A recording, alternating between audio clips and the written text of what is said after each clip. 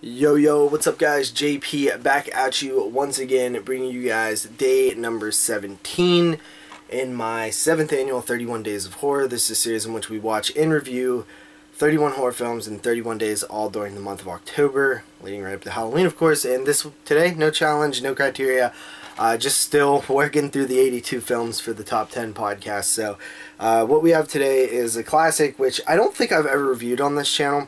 But it's 1982's Poltergeist, directed by one Tobe Hooper or Steven Spielberg, depending on which version of the story you go with.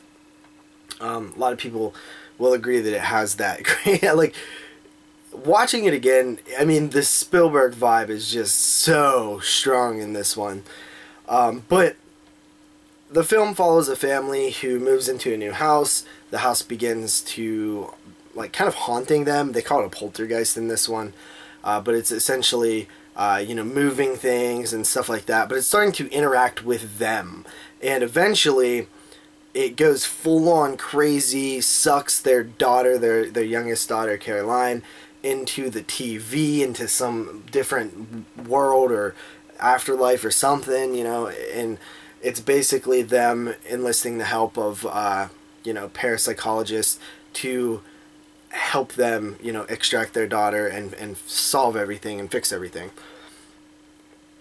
Poltergeist is one of those films, much like The Exorcist, which I talked about a couple of days ago, where I know it's a good movie. I know that I've enjoyed it before, but for whatever reason, it doesn't have that certain something about it that makes me want to watch it, similar to The Shining. No, all these are good movies. They just don't have the certain thing that I'm looking for where it becomes one of my favorite movies. Another film that used to exist with is Halloween. I actually did not like Halloween when I began watching horror films. I didn't like it at all. In fact, the first Halloween film I seen was Halloween 3. I liked that one a lot. Always thought Michael Myers was, I just didn't care about it. And over the years, Halloween has become one of my favorite horror films ever. And yeah, so, it changes as I rewatch things, but Poltergeist, I definitely think this one kind of hit on all cylinders with me watching it this time.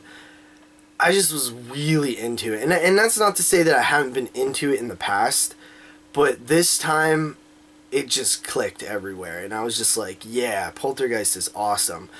It's such a good blend of this Spielberg like wholesome family vibe mixed with this horror and also genuinely scary scenes.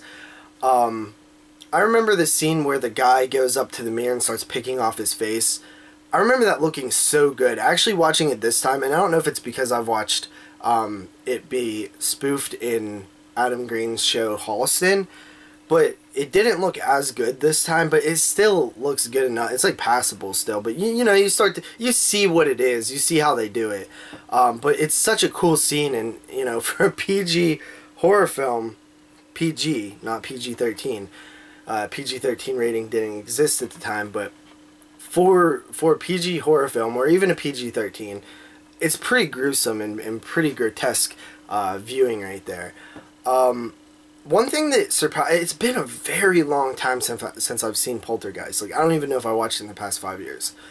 But one of the things that surprised me about it was I thought the movie was over, and I was like, wait a minute, I remember like this like a couple other scenes, like what happened? And the movie continues. I totally forgot that happens in this movie, and that was really cool. That was a nice, surprise, I guess. Even though I've seen this film a couple times, it was refreshing that it still holds up in that way.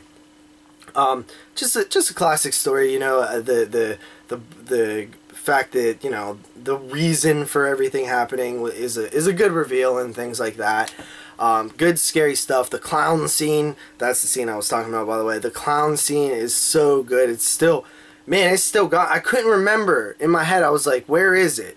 Like the kid sees the clown's not in the chair anymore, and then he's like looking, and he's like, okay, he looks over here. I'm like, which part is the scare? And it got me, because I totally forgot how it plays out.